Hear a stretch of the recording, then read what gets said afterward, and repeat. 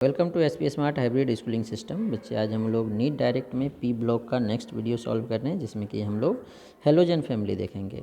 ठीक है, तो हेलोजन फैमिली में फर्स्ट क्वेश्चन नंबर 15 हमने लिया है। Fluorine is a stronger oxidising agent than chlorine because stronger oxidising agent है, खुद ही बोल रहा है, लेकिन क्यों है बताना है।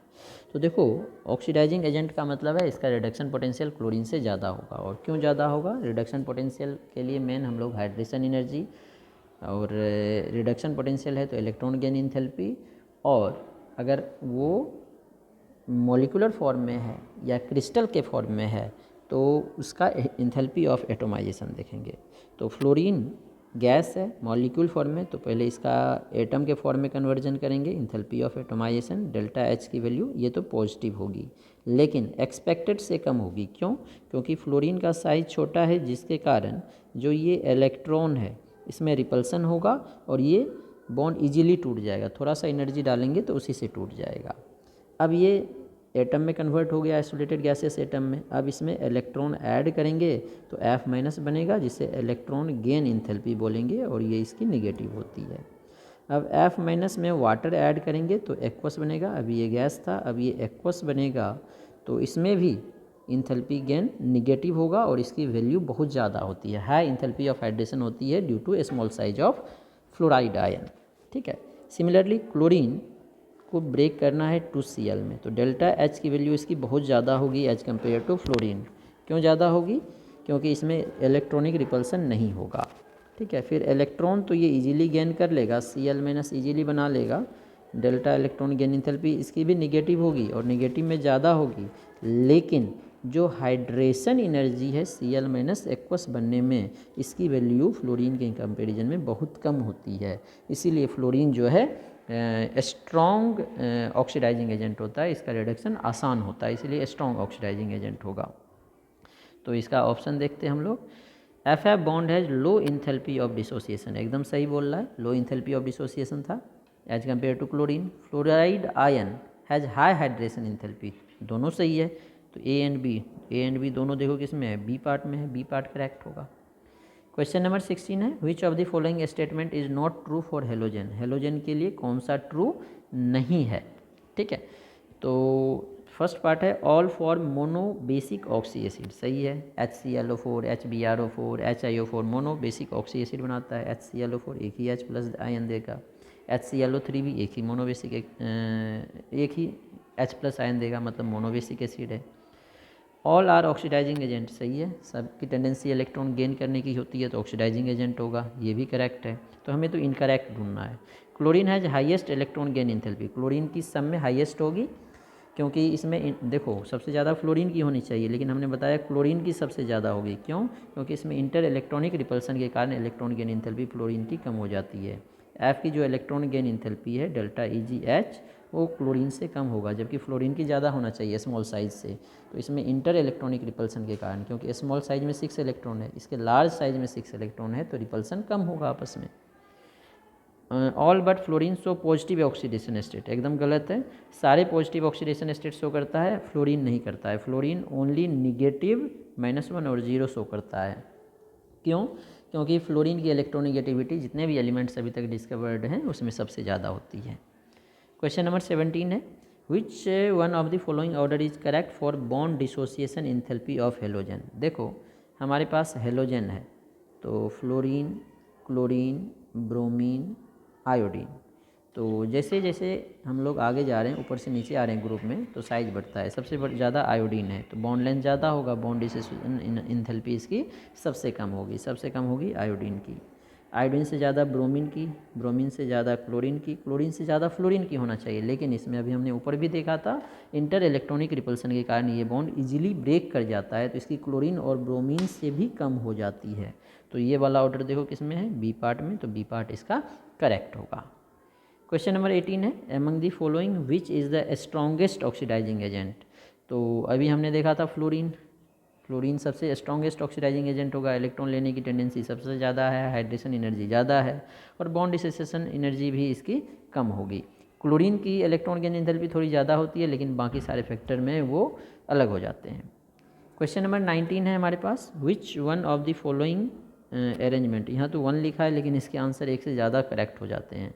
ठीक है। इस क्वेश्चन में वैसे एक ही आंसर आना चाहिए, लेकिन इस क्वेश्चन में मिस्टेक था, 2 आंसर इसका करेक्ट था। Does not give the correct picture of trend indicated, कौन सा मतलब डज नॉट बोला, कौन सा सही नहीं है, ठीक है।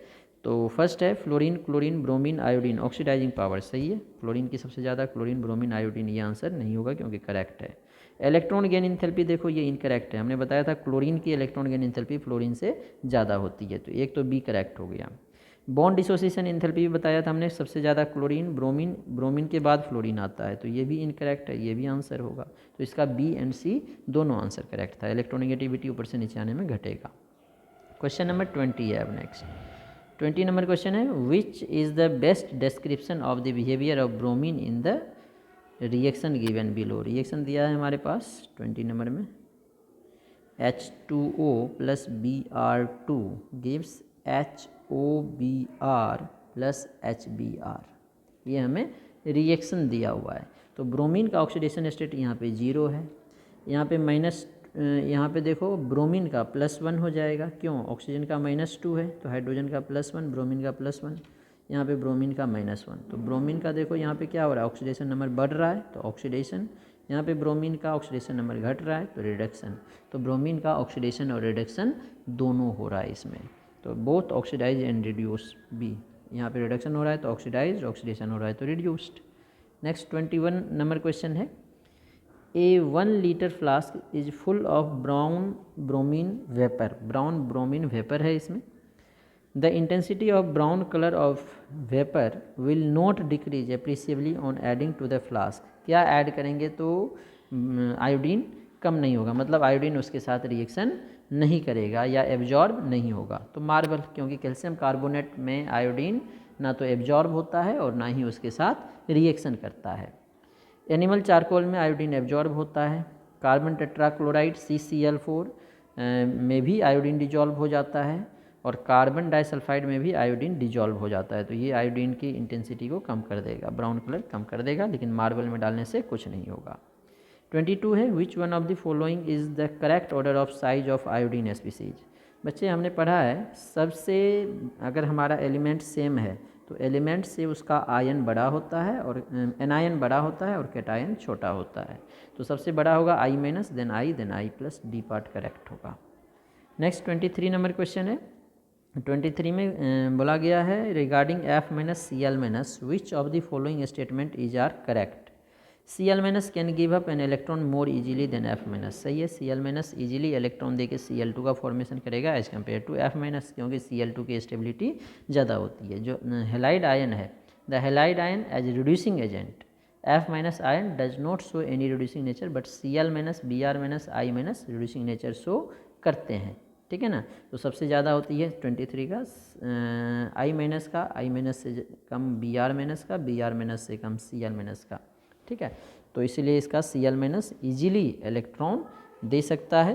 तो 23 का देख लो, A part first part, D part में है तो डी पार्ट इसका करेक्ट होगा। नेक्स्ट 24 नंबर क्वेश्चन है, the bleaching action of chlorine is due to, chlorine जो है वाटर के साथ रिएक्शन करके नेसेंट ऑक्सीजन देता है। क्लोरीन का रिएक्शन अगर वाटर से करोगे तो ये HCl, 2 क्लोरीन है, 2 HCl और एक नेसेंट ऑक्सीजन देता है, जो ऑक्सीडाइजिंग एजेंट का काम करता है। कलरिंग मटेरियल इस नेसेंट ऑक्सीजन के साथ रिएक्शन करके कलरलेस सब्सटेंस बना लेता है। तो ड्यू टू इसका आंसर हो जाएगा oxidation. Given below are 2 statement, assertion और रीजन वाला क्वेश्चन है 25 का, और ये इनर्ट गैस का क्वेश्चन है, इनर्ट गैस वाला क्वेश्चन है एसर्शन एंड रीजन का, ठीक है।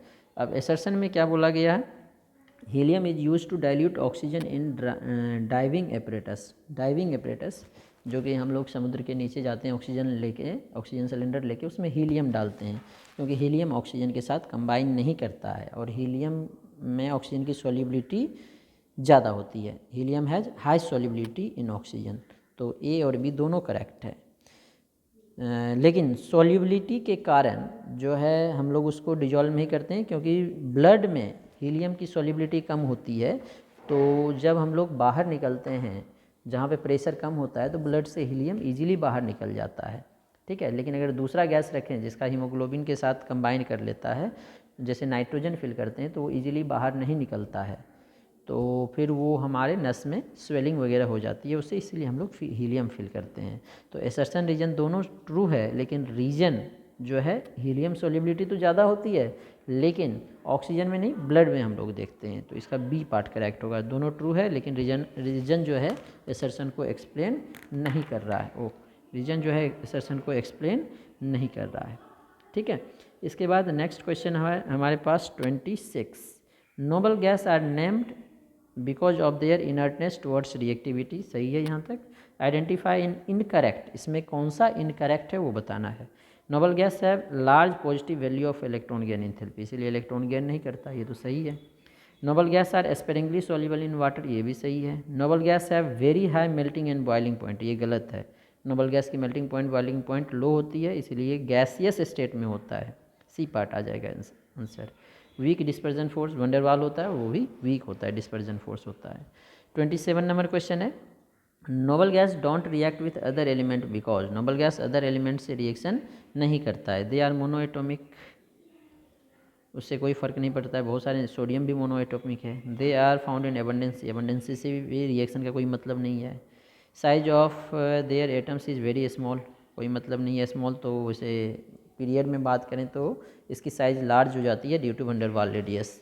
दे are comparatively paired up and stable electron shell, हाँ इसमें कम्प्लीटली फिल्ड होते हैं। H2P6 हीलियम के केस में S2 कन्फिग्रेशन है, कम्प्लीटली फिल्ड है और पेयर्ड है, इसीलिए इसकी रिएक्टिविटी कम होती है। 28 है, which of the following statement is false. Radon is obtain from the decay of radium, radium के रेडियो एक्टिव रिएक्शन से रेडॉन बन सकता है। हीलियम इनर्ट गैस है। Xenon is most reactive among the rare earth gas, जो xenon है और krypton है, इसके कुछ और रेडॉन के भी कुछ कंपाउंड्स एग्जिस्ट कर रहे हैं, जिसमें सबसे ज़्यादा कंपाउंड जेनन के एग्जिस्ट करते हैं। तो इनर्ट गैस में सबसे ज़्यादा रिएक्टिव जेनन है। XeF2, XeF4, XeF6, XeO2F2, XeO3, XeOF4, ये सारे कंपाउंड जेनन के एग्जिस्ट करते हैं। Most abundant rare gas found in the atmosphere is helium. Most abundant rare gas found जो अर्थ में होता है वो हीलियम नहीं होता है, वो ऑर्गन होता है AR। तो ये इनकरेक्ट है, इसलिए ये आंसर होगा।